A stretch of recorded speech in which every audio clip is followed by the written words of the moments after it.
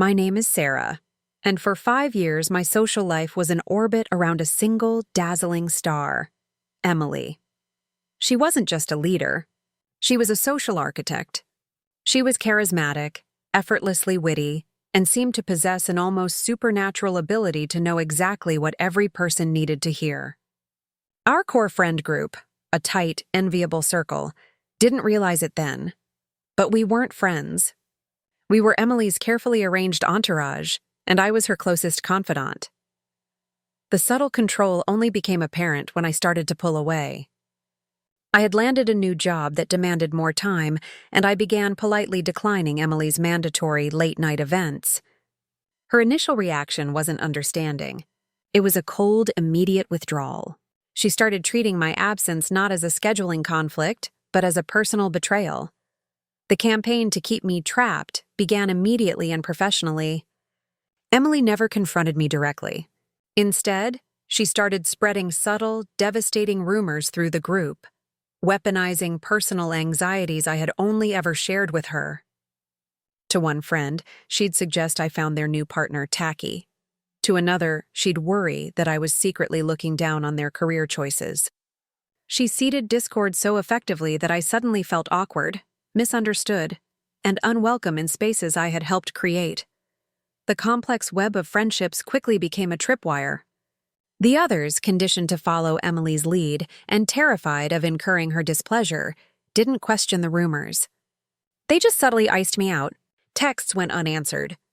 Group plans were made without me. I realized with a sickening clarity that leaving Emily wasn't just about ending one friendship. It meant losing my entire social support structure. This toxic cycle of control was built on a terrible foundation. The true twist was revealed not through malicious intent, but accidentally. Late one night, after too much wine, Emily broke down, her usual polished veneer cracking completely. She confessed fragmented stories of her difficult youth, of being repeatedly abandoned by a narcissistic parent, of moving schools constantly, and of never being able to keep a connection. Her manipulative behavior, the relentless control over our circle, was rooted in a deep-seated, crippling fear of abandonment. She wasn't seeking power for power's sake. She was desperately trying to build an unbreachable wall of people around herself to guarantee she would never be left alone again. Understanding the why didn't make the what any less painful. The real moment of horror came when I discovered the extent of her calculated malice. My applications for a major fellowship had been inexplicably denied, despite strong internal feedback. A casual conversation with a former colleague revealed the devastating turn. Emily had been using her considerable influence and network to sabotage my career. She hadn't just spread rumors about my character. She had actively written anonymous, negative references for professional opportunities, ensuring that my growth outside her orbit was systematically choked off. This discovery was the fire I needed. The quiet sadness of losing friends was replaced by a furious determination to expose the professional damage she had inflicted. I realized she would literally burn my future to keep me trapped as her loyal confidant. The complication was brutal.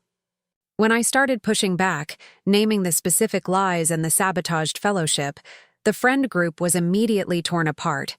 One half, the part most heavily dependent on Emily for status and validation, closed ranks around her, labeling me paranoid and unstable. The other half was confused, scared, and silent. The trust that held us together shattered, leaving me isolated but undeniably free of the illusion. My path forward was one of arduous, painful rebuilding. I had to systematically contact my old contacts, explain the situation with clinical precision, and provide the small, verifiable evidence I'd gathered regarding her professional interference. Slowly, tentatively, I started forming new, healthier relationships based on mutual respect, not control. The loneliness of that period was the hardest price I paid.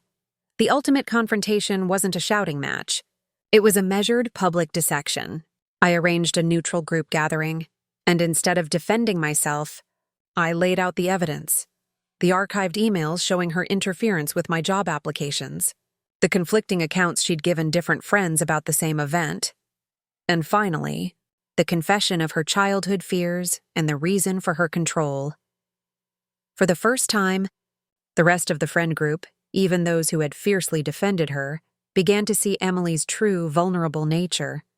They saw the blueprint of her social architecture for what it was: a cage. The realization that their friendships were based on manipulation, not affection, was devastating to them. Faced with undeniable evidence and the collective gaze of her fracturing empire, Emily finally broke. The charisma vanished, replaced by profound shame.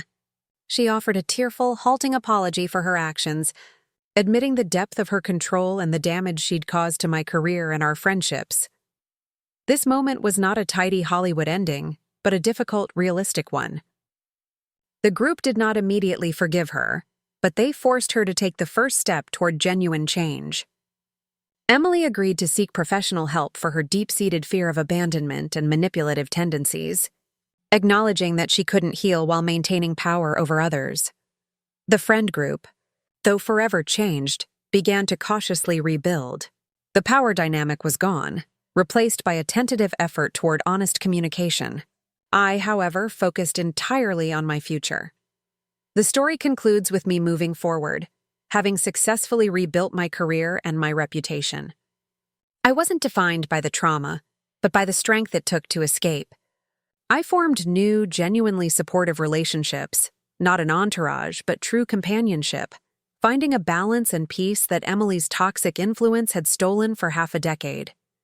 I learned that escaping a social architect requires not fighting their web, but simply cutting the strings.